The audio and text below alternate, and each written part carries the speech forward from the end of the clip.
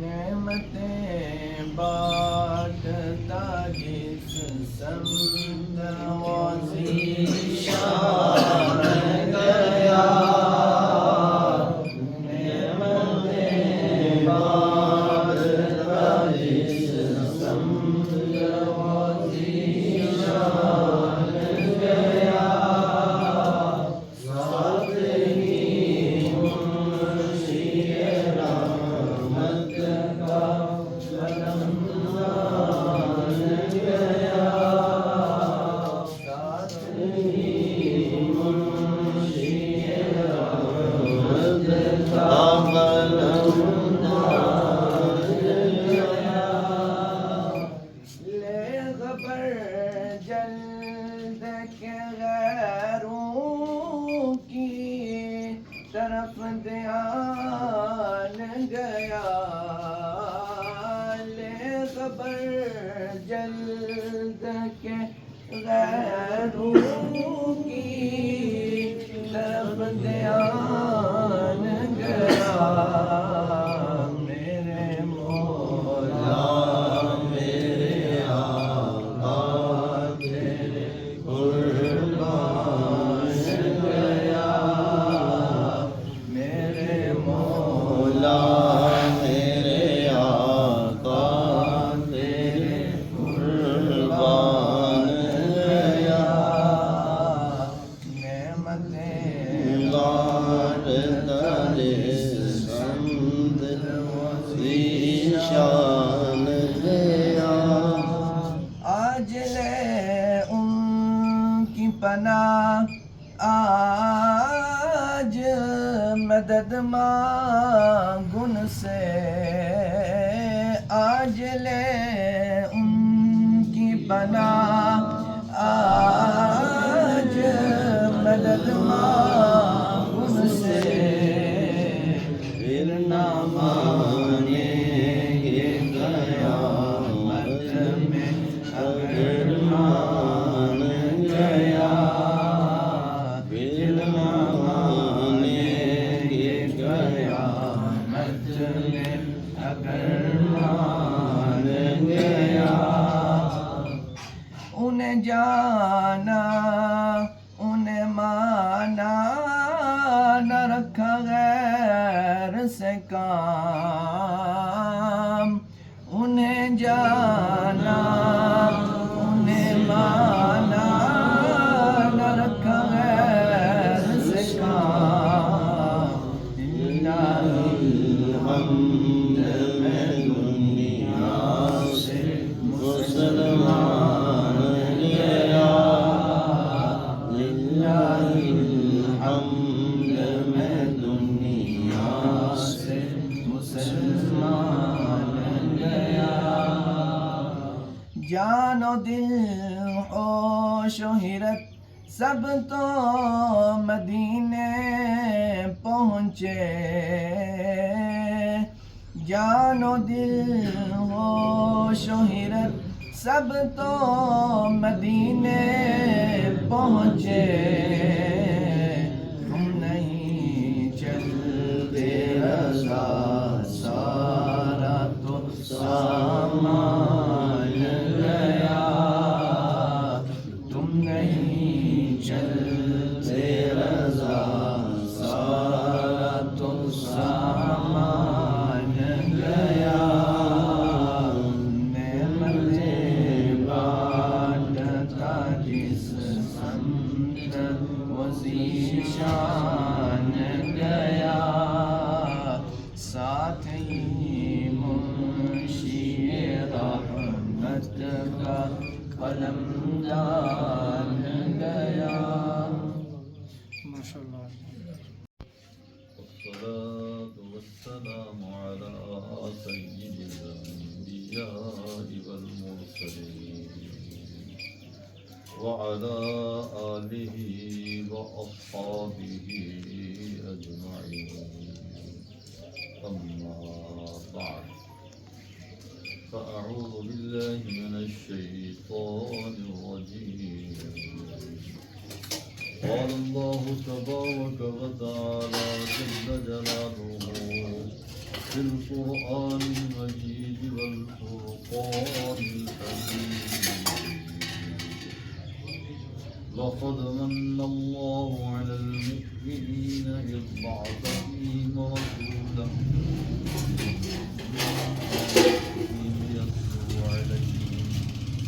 يتلو عليهم آياته ويزكيهم ويعلمهم الكتاب والحكمة وإن كانوا من قبل لفي ضلال صدق الله وصدق رسوله النبي الكريم نحن على ذلك لمن الشاهدين والشاكرين والحمد لله رب العالمين الصلاة والسلام عليك يا رسول الله وعلى آلك وصحبه وسلم. السلام عليك يا رسول الله وعلى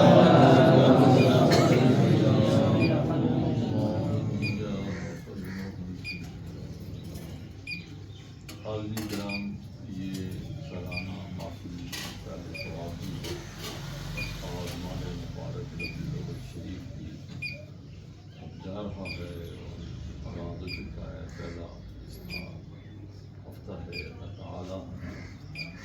آج کے دن اور اس کے بعد بھی ہم میلاد پاک کی برکات حاصل کرنے کی توفیق عطا فرمائے اور یہ ہمارا مل بیٹھنا جمع ہونا پڑھنا پڑھانا سننا سنانا اللہ پاک قبول فرمائے اور جو ہمارے مقاصد ہیں اللہ تعالیٰ انہیں پورا فرمائے. قرآن عظیم و فرقان حمید سے میں نے ایک آیت کریمہ تلاوت کرنے کا شرف حاصل کیا. اس آیت کریمہ کے اندر اللہ تعالیٰ نے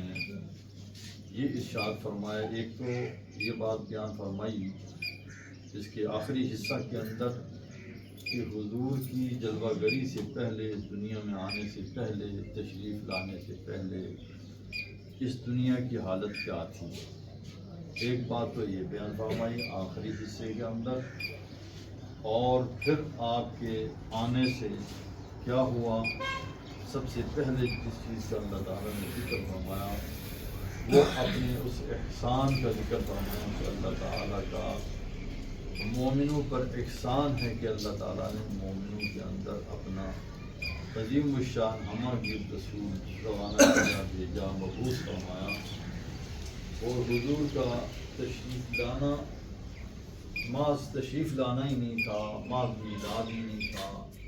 ورنہ اس سے پہلے مکہ مکرمہ کے اندر کتنی پیدائشیں ہوئیں, ہر روز ہوتی ہیں. یہ پورا مکہ بھرا ہوا تھا بچوں سے, بچوں سے, جوانوں سے, بوڑھوں سے. جو بچے تھے پھر جوان ہو گئے, بوڑھے ہو گئے, اب نئی نسلیں پروان چل رہی تھیں. تو حضور کی آمد جو ہوئی ہے وہ مقاصد کے ساتھ ہوئی. یعنی ایک تو انسان کی تخلیق ہے,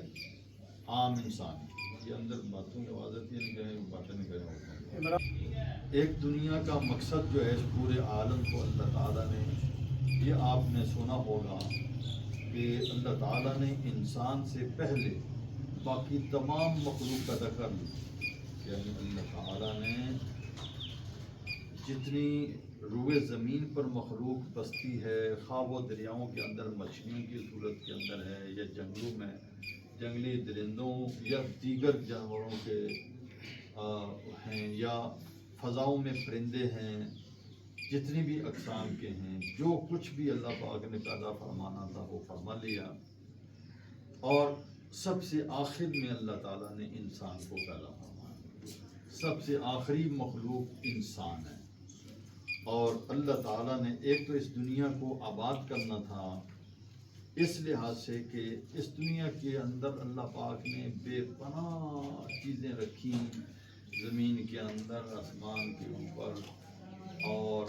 جنگلوں میں, دریاؤں میں, سمندروں میں وہ چیزیں موجود ہیں. لیکن ان سب چیزوں پر کنٹرول کرنا, انہیں حاصل کرنا, اور یہ سب چیزیں جو ہیں انہیں لے آنا، نکالنا اور سراغ لگانا اور ان کی تہ تک پہنچنا، انہیں حاصل کرنا، پھر یہ جاننا کہ ان چیزوں کو اللہ تعالیٰ نے کس مقصد کے لیے پیدا فرمایا،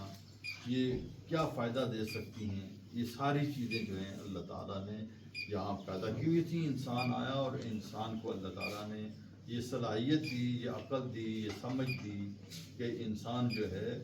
تو وہ یہ تمام چیزیں ان کے اسباب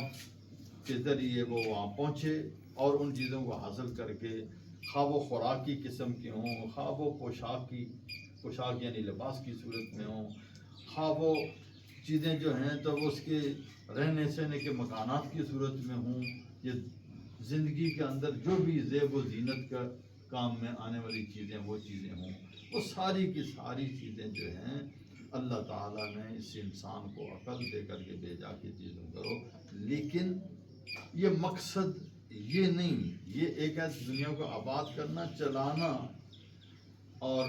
اصل بات کیا تھی جو فرمایا وما خلقت الجن والانس الا لیعبدون،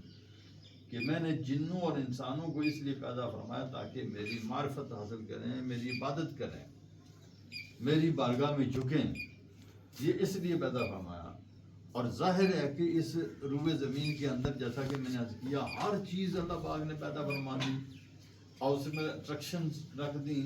اب ایک آدمی جو ہے تو وہ یہ پسند کرتا ہے، وہ یہ پسند کرتا ہے، وہ اپنی پسند کے پیچھے دوڑا ہوا ہے اور وہ دوڑتے ہوئے ان چیزوں کو حاصل کرتے ہوئے غافل ہو جائے گا، تو اللہ تعالیٰ نے بتایا کہ تمہارا یہ ایک ثانوی مقصد ہے کہ تم دنیا کو آباد کرو، ان سے وہ حاصلات جو اللہ تعالیٰ نے مخفی خزانے چھپا کے رکھے ہوئے ہیں ان تک رسائی حاصل کرو، ان کے جو اللہ تعالیٰ نے فوائد رکھے ہیں ان سے تم مستفید ہو، وہ فائدہ اٹھاؤ،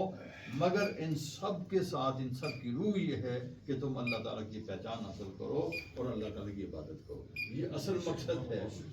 اب اصل مقصد میں آدمی بھول جاتا ہے، جب باغ میں جاتا ہے بہت سارے پھول ہوتے ہیں، رنگ رنگوں کے خوشبوئیں ہوتی ہیں، کوئی کسی طرف راغب ہوتا ہے، کوئی کس طرح راغب ہوتا ہے، کھنچ جاتا ہے، اصل مقصد بھول جاتا ہے۔ اللہ تعالیٰ نے ایک شان فرمایا کہ نبیوں رسولوں کا وجود انہی انسانوں میں سے اللہ پاک نے وہ انسان بھی اللہ پاک نے پیدا فرمائے کہ جن کی ڈیوٹی ہو گئی کہ تم نے اپنے ان انسانوں کو جو تمہارے جن سے تم بھی ہو کہ تم نے ان کو راہ راست پر لانا ہے، انہیں میرا پتہ بتانا ہے، انہیں اللہ تعالیٰ نے اس لیے بھیجا کہ تم نے میری بارگاہ میں جھکانا ہے اور جھکنے کے آداب بتانے ہیں، یعنی سکھانا ہے کہ کس طرح اپنے رب کو راضی کرنا ہے۔ تو یہ سب چیزیں اب نبی رسول ہر دور کے اندر آتے رہے، حضرت آدم علیہ السلام سے لے کر کے حضرت عیسیٰ علیہ السلام تک آئے، اور لوگ جو ہے وہ مختلف برائیوں کے اندر جو ہے وہ ان میں پڑ گئے اور ان برائیوں کا ارتکاب کرنے لگے، تو حتیٰ کہ ان کی اصلاح کے لیے پھر اس معاشرے کے اندر، اس سوسائٹی کے اندر، اس علاقے کے اندر بعض ایسے جرائم تھے، ایک علاقے کے اندر ہے دوسرے کے اندر نہیں تھا، دوسرے کے اندر اور جرم ہیں تو تیسرے میں کوئی اور ہے، کئی کے اندر کئی جرم اکٹھے ہیں، تو اللہ تعالیٰ نے ان کے مناسب حال جیسا جیسا نبی اور رسول جس طرح کی ضرورت تھی وہ ہدایت کا سامان نبی رسول کو دے کر کے اس علاقے کے اندر، اس گاؤں کے اندر، اس قوم کے اندر اللہ تعالیٰ نے بھیج دیا۔ لیکن یہ ساری چیزیں اسی زمین پر ہو رہی تھیں، جرم بھی اسی زمین پر ہو رہے تھے، سارا کچھ اسی پر ہو رہا تھا، حتیٰ کہ دن بدن یہ جرائم بھی جو ہیں یہ کہتے ہیں کہ نشر ہونے لگے، یعنی ایک سوسائٹی نے کسی ایک نے جھوٹ بولا، کبھی پہلے جھوٹ نہیں بولا جاتا، ایک نے جھوٹ بولا، پھر وہ نبیوں نے اس کی اصلاح کی، پھر دوسرے نے جھوٹ پتہ چل گیا، متعارف ہو گیا، پھر قوموں کا ایک دوسرے سے ملنا جلنا ہوا، ایک محلے والے دوسرے محلے میں گئے، وہاں سے وہ پک کر کے وہ بھی لے گئے، ادھر برائی پھیل گئی، ادھر پھیل گئی، اس طرح یہ برائیاں حضور کے زمانہ مبارک آنے تک یہ برائیاں ہر جگہ پھیل چکی تھی، یہ برائیاں بھی اسی طرح۔ اب ضرورت تھی ایسے نبی اور رسول کی کہ جو جلوہ گر ہو، تنہ تنہا اس دنیا میں وہ آئے، پوری روئے زمین پر اپنی تعلیمات کو پہنچائے، اور اسی لیے حضور کی سب سے بڑی شان، اور بھی بڑی شانیں ہیں، اور ان شانوں میں ایک بڑی شان اور بہت بڑی شان خاتم النبیین ہونا ہے کہ آخری نبی کہ ان کے بعد چونکہ نبی نے اس کی پوری فل فلج کے ساتھ اللہ تعالیٰ نے پورے ساز و سامان کے ساتھ پوری طرح سے آپ کو بھیجا اور اس لیے آپ کی شانیں گنوائیں فرمایا کہ اللہ تعالیٰ نے احسان فرمایا ہے اللہ تعالیٰ نے احسان فرمایا ہے مومنوں پر کہ مومنوں کے اندر ان میں سے رسول بھیجا ہے وہ بھی رسول ہمہ گیر ہے اور بڑی عظمت والا رسول ہے جس کی پہلی شان ہے یتلو علیہم آیات میں نے آپ کو شروع میں ایک جملہ کہا کہ ماذ پیدا ہونا مقصد نہیں ماذ پیدا ہونا انسان تو اور بھی تھے پیدا ہو رہے تھے لیکن حضور کی آمد پر احسان فرمانا یہ اس لیے تھا کہ اللہ تعالیٰ کی بارگاہ میں ان بھولے ہوئے انسانوں کو ان گمراہ انسانوں کو ہے وہ نکال کر کے گمراہی سے اندھیرے سے ظلمات سے نکال کر کے رب کی بارگاہ میں اس نور میں اس روشنی میں لائے کہ یہ لائٹ ہے دیکھو کہ تم نے کہاں جھکنا ہے جو تمہارے ہاتھوں کے تراشے ہوئے بت ہیں ان کے سامنے نہیں جھکنا بلکہ اسے رب کے سامنے جھکنا جسے ساری کائنات پیدا فرمائی اللہ کے رسول اللہ کے نبی ہمہ کی رسالت کے ساتھ ہے ان کی شان فرمایا یتلو علیہم آیاتہ آپ کو پتہ ہے کہ کسی گاؤں میں بچہ پیدا ہوتا ہے بچہ ہو بچی ہو تو اس کو آپ مانوس کرنے کی کوشش کرتے ہیں نا پہلے جب وہ بولنے کی پوزیشن میں نہیں ہوتا جی بولنے کی پوزیشن میں نہیں ہوتا تو پھر وہ شکلیں دیکھتا ہے لیکن آواز پہنچتی ہے اگر وہ بہرا نہ ہو تو سنتا ہے بچہ بیبی وہ سنتا ہے اسے ادھر سے بولو سر ہلائے گا ادھر دیکھے گا ادھر سمجھے نہ سمجھے لیکن وہ آواز کان میں آتی ہے کوئی الفاظ سمجھ میں آتے ہیں آہستہ آہستہ پک کرتے کرتے تھوڑی سی ایج اس کی ہوتی ہے تو پھر وہ اکا دکا لفظ بولنا شروع کر دیتا ہے پھر ماں باپ اور خوش ہوتے ہیں کہ پھر یہ بولنا شروع کیا پھر وہ کوشش کرتے ہیں کہ ہماری گفتگو یہ ساری سمجھے یہ کون ہے یہ کون ہے یہ تمہارا ابا ہے یہ اپنا ہے یہ تمہارا بہن تمہاری بھائی یہ خالہ ہے یہ سارے رشتے جو ہیں اسے سکھائے جاتے ہیں بتائے جاتے ہیں ظاہر ہے کہ یہ سارے کا سارا زبان کا علم ہے نا کیونکہ وہ فیملی سے متعارف کرانا ہے کس فیملی کے ساتھ متعارف ہو جائے فیملی کو جان جائے نبی کی سب سے پہلی کی صفت یہ بیان فرمائی یتلو علیہم آیاتہ کہ اللہ کا کلام پڑھ کے سنائے اللہ سے مانوس کرے کلام کرے کلام پڑھ کے سنائے بس لوگ سوچیں دیکھیں کہ یہ کس کا کلام ہے یہ کون فرما رہا ہے کون ارشاد فرماتا ہے یہ کس کا حکم ہے تو یہ مانوس کرنے کے لیے اس کلام کی طرف لانے کے لیے تاکہ وہ دیکھیں موسیٰ علیہ السلام نے بھی یہی بات ہوئی تھی نا کہ موسیٰ علیہ السلام جب طور پر گئے نا تو اللہ تعالیٰ نے براہ راست ان سے کلام فرمایا جب براہ راست کلام فرمایا تو جب کلام سنا نا تو اللہ تعالیٰ کا کلام براہ راست سننا ایسا نہیں جیسے ہم صرف کان سے سن رہے ہیں ایسا نہیں اللہ تعالیٰ کا کلام جب سنا انہوں نے تو پوری باڈی جو ہے نا جیسے کنگرو تک ہے نا کنگرو یہ تو آپ جانتے ہیں جو ٹلی اب کوئی ٹلی ادھر جائے تو صرف کان ہی نہیں سنے گا سمجھے نا اب آپ کو معلوم نہیں ہوگا کہ کدھر ہے ادھر ہے ادھر ہے کبھی آواز ادھر آئے محسوس ہوگی ادھر ہوگی ادھر ہوگی ادھر ہوگی ہر طرف سے آواز ہوتی ہے یہ ایک میں نے مثال دی ہے جو حدیث کے اندر بھی یہ مثال موجود ہے تو میں نے ایک مثال دے کے آپ کو سمجھانے کی کوشش کی جیسے وہ ہر طرف سے محسوس ہوتا ہے پتہ نہیں کدھر سے یہ آواز آ رہی ہے تو اس طرح جب اللہ تعالیٰ کی آواز تو نہیں کلام ہے لیکن وہ کلام کیف کے ساتھ تعلق رکھتا ہے وہ ایک کیفیات کے ساتھ تعلق رکھتا ہے تو وہ جب کلام فرمایا نا تو پوری باڈی جیسے ہم ایک لفظ بولتے ہیں ہمہ تن گوش ہو جاؤ ہمہ تن گوش کا مطلب لفظی معنی پتہ ہے کیا ہے یعنی آپ کو ادھر بات کر رہا ہوں بھائی ہمہ تن گوش ہو جاؤ تقریر ہونے لگی ہے ہمہ تن کے تن پوری باڈی ہو جاتے ہیں یعنی ساری باڈی کو کان بنا لو ہمہ تن گوش کا لفظی معنی ہے پوری باڈی کو کان بنا لو تو اللہ پاک کا کلام جب سنا جاتا حضرت موسیٰ سنتے تو پوری باڈی کے اندر جو ہے وہ سنایا جاتا کلام تو اتنا انہیں اس کلام کے اندر لطف آیا نا کہ پوری طرح متوجہ تھے اللہ پاک کے کلام کی طرف تو پھر عرض کرے رب ارنی انظر الیک جب کلام سنا نا تو چاہا کہ میں دیکھوں یہ کلام والا کون ہے تو عرض کی مولا میرے رب مجھے اپنا دکھا دے تو یعنی اللہ تعالیٰ یہ کلام جو ہے اس کے اندر اتنی سیکشن اور اس کی جاذبیت، اس کے اندر جو کھچاؤ اپنی طرف کھینچتی ہے، اس کے اندر یہ میگنٹ لگا ہوا ہے، اور اسپیشل میگنٹ ہے، سمجھے اسپیشل ہے وہ آل ایمان جو ہیں، تو آل ایمان جو ہیں تو وہ اس کی طرف کھنچے ہوئے جاتے ہیں، آل ایمان کھنچے ہوئے جاتے ہیں، تو اس لیے حضور کی شان یتلو علیہم آیاتی، اللہ تعالیٰ کی آیات آپ پڑھ کر کے لوگوں کو سناتے ہیں، پہلا کام۔ دوسرا کام ہے وہ یزکیہم،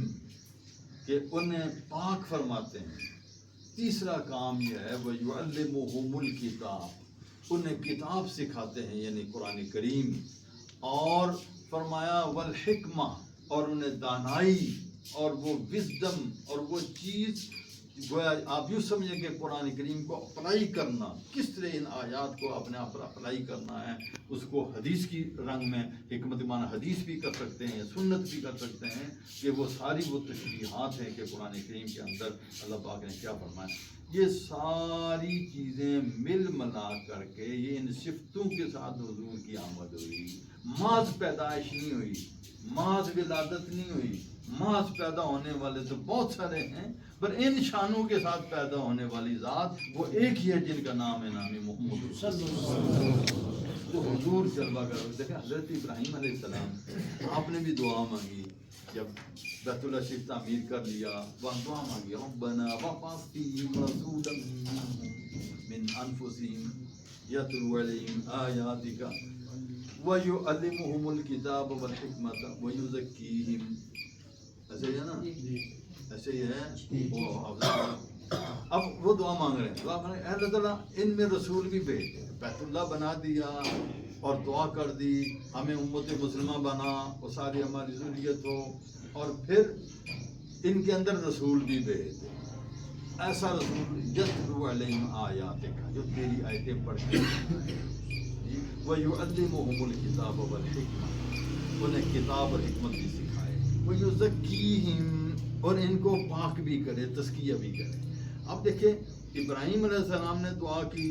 پہلے کہا کہ تلاوت آیات کرنے والا ہو، دوسری بات فرمائی کتاب سکھانے والا اور حکمت سکھانے والا ہو، اور اگلی بات فرمائی ان کا تزکیہ کرنے والا ہو۔ تو جب وہ تشریف لائے تو اللہ پاک نے فرمایا کہ پہلے فرمایا کہ تلاوت آیات کرنے والا بھی ہے اور تزکیہ کرنے والا بھی ہے، پاک کرنے والا بھی ہے۔ اب پاک کرنے کا ذکر پہلے ہے، کتاب پڑھانے کا، حکمت سکھانے کا بعد میں ذکر ہے۔ جو دعا مانگی تھی اس میں تزکیہ کا ذکر تزکیہ کا آخر میں تھا۔ تو یہ کیا بات ہوئی؟ دراصل بات یہ تھی باقی انبیاء اور مرسلین ان کی شان بھی بلند تھی، وہ آیات پڑھ کر کے کسی کے دل کو صاف اور اجلا کرتے تھے، پہلے آیات پڑھتے تھے، پھر علم کتاب سکھاتے تھے، اس علم کے ذریعے سے تزکیہ ہوتا تھا۔ مگر یہ ہستی ایسی ہے کہ آیات تلاوت کرتے ہیں، ان کا تزکیہ بھی کر دیتے ہیں، یعنی 5 سال پہلے کر دیتے ہیں، بعد میں کتاب سکھاتے ہیں۔ اچھا یہ بعد میں کتاب سکھانا کیوں؟ اب پہلے نبی چونکہ اپنے تجربے کے ساتھ جانتے تھے کہ ہم کتاب سکھاتے ہیں تو اگلا پاک ہوتا ہے، صاف ہوتا ہے، جی، تو وہ اپنا انہوں نے اپنے اس لیے انہوں نے دعا میں یہ کہا کہ علم سکھانے والا ہو اور پھر تزکیہ کا بعد میں ذکر کیا۔ تو لیکن حضور آئے تو تزکیہ کا ذکر پہلے ہو گیا کہ یہ تزکیہ کرتا ہے، یہ کیوں؟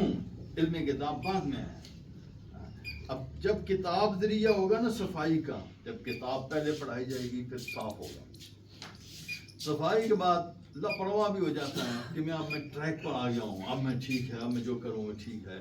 لیکن پھر بھی غفلت طاری ہو سکتی ہے، سمجھا کہ؟ لیکن جب تزکیہ پہلے ہو جائے، تختی پہلے اچھی طرح سے صاف کر لی جائے، بالکل صاف، اب تختی کا زمانہ نہیں، پر جو بھی زمانہ ہے صاف پیپر ہو، اس کو صاف کیا ہوا ہو، پھر اس کے اوپر لکھیں گے تو صحیح لکھا جائے گا، سمجھے گا نا؟ وہ پھر آخری کام وہ لکھنا ہے، کیونکہ اس کلام نے قیامت تک رہنا ہے۔ تزکیہ پہلے ہے اور علم کتاب بعد میں ہے، تاکہ یہ علم جو ہے تاکہ قیامت تک نہیں جائے، قیامت تک اس نے کیونکہ چلنا تھا، اس لیے یہ آخر میں جو ہے تو اس کا ذکر بھی فرمایا کہ یہ کتاب آخر تک یہ چلتی جائے گی، اور یہ جوں جوں یہ کتاب پہنچی جائے گی، جو اس کے ساتھ ناطہ رکھے گا वो साफ होता जाएगा, पाक होता जाएगा। वरना अब एक बात ये हो गई कि हुजूर की आमद सिर्फ आमद नहीं। अब मैं इसको ये कहना चाहता हूँ कि मिलाद मना लेने से सारा काम नहीं होता। ये एक खुशी है आपके आने की, पर आए क्यों हैं? असल बात वो है कि जिस मकसद के लिए आए हैं उसको हमने अपनाना है, वो असल करना है, वरना तो वही पहली हालत होगी। अब हुजूर की ये सारी शानें बयान करने के बाद मक्के की दुनिया की हालत बयान फरमाया व इन कानू मिन क़ब्लु लफ़ी ज़लालिन मुबीन। हुजूर की आमद से पहले ये सारे के सारे यकीनन खुली गुमराही के अंदर, ये सारे अंधेरे में डूबे हुए थे। हुजूर तशरीफ लाए, हुजूर ने इन्हें निकाला और तिलावत आयात फरमाई, तज़किया किया, मैल दूर की, फिर इल्म किताब इन्हें सिखाया। ये किताब जो है अपने लोहे दिल के अंदर, दिमाग के अंदर इसे बसा लो, और फिर बल्लिगू अन्नी वलो आया फरमाया, फिर ये मिशन तुम्हारे सुपुर्द करता हूँ कि ये मिशन एक आयत भी अगर तुमसे हो सका तो दुनिया को पहुँचाते रहना। अब ये पूरी दुनिया तक, रहती दुनिया तक ये कुरान करीम जो है ये हमेशा का लाए अमल ये इंशाअल्लाह चलता रहेगा। अल्लाह ताला हमारी आज की कबूल फरमाए, और ये हिस्सा हमारा भी हो गया सबका, ये इशारे सवाब के अंदर أنتم عابدون ما أعبد ولا أنا عابد ما عبدتم ولا أنتم عابدون ما أعبد لكم دينكم ولي دين. الله أكبر ولله الحمد. بسم الله الرحمن الرحيم. قل هو الله أحد الله الصمد لم يلد ولم يولد ولم يكن له كفوا أحد. الله أكبر ولله الحمد. بسم الله الرحمن الرحيم. قل هو الله أحد الله الصمد لم يلد ولم يولد ولم يكن له كفوا أحد. الله أكبر ولله الحمد. بسم الله الرحمن الرحيم. قل هو الله أحد الله الصمد لم يلد ولم يولد ولم يكن له كفوا أحد. الله أكبر ولله الحمد. بسم الله الرحمن الرحيم. قل أعوذ برب الفلق من شر ما خلق ومن شر غاسق إذا وقب ومن شر النفاثات في العقد ومن شر حاسد إذا حسد. الله أكبر ولله الحمد. بسم الله الرحمن الرحيم. قل أعوذ برب الناس ملك الناس إله الناس من شر الوسواس الخناس الذي يوسوس في صدور الناس من الجنة والناس. الله أكبر ولله الحمد. بسم الله الرحمن الرحيم. الحمد لله رب العالمين الرحمن الرحيم مالك يوم الدين. إياك نعبد وإياك نستعين. اهدنا الصراط المستقيم صراط الذين أنعمت عليهم غير المغضوب عليهم ولا الضالين آمين. بسم الله الرحمن الرحيم. ألف لام ميم ذلك الكتاب لا ريب فيه هدى للمتقين الذين يؤمنون بالغيب ويقيمون الصلاة ومما رزقناهم ينفقون والذين يؤمنون بما أنزل إليك وما أنزل من قبلك وبالآخرة هم يوقنون. أولئك على هدى من ربهم وأولئك هم المفلحون. وإلهكم إله واحد لا إله إلا هو الرحمن الرحيم. إن رحمة الله قريب من المحسنين وما أرسلناك إلا رحمة للعالمين. ما كان محمد أبا أحد من رجالكم ولكن رسول الله وخاتم النبيين وكان الله بكل شيء عليما. إن الله وملائكته يصلون على النبي يا أيها الذين آمنوا صلوا عليه وسلموا تسليما. اللهم صل على سيدنا ومولانا محمد وعلى آل سيدنا ومولانا محمد وبارك وسلم. الصلاة والسلام عليك يا سيدي يا رسول الله وعلى آلك وصحبك يا سيدي يا محبوب الله. الصلاة والسلام عليك يا سيدي يا رسول الله يا سيدي يا خير خلق الله. سبحان ربك رب العزة عما يصفون وسلام على المرسلين والحمد لله رب العالمين. الله أكبر الله أكبر لا إله إلا الله والله أكبر الله أكبر ولله الحمد.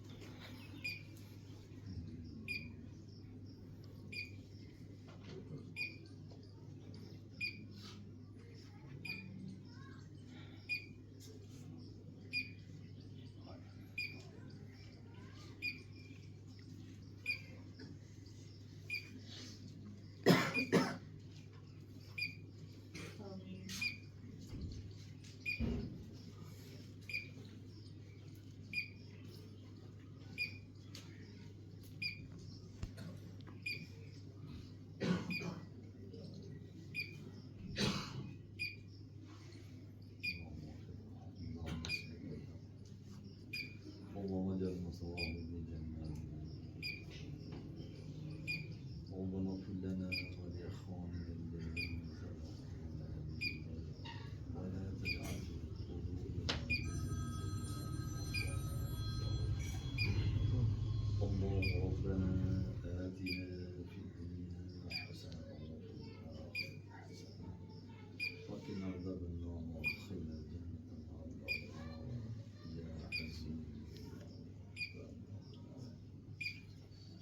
اللهم أيد الإسلام والمسلمين. اللهم أيد الإسلام. اللهم ربنا تقبل منا إنك أنت السميع وتب علينا. وصلى الله تعالى على خير سيدنا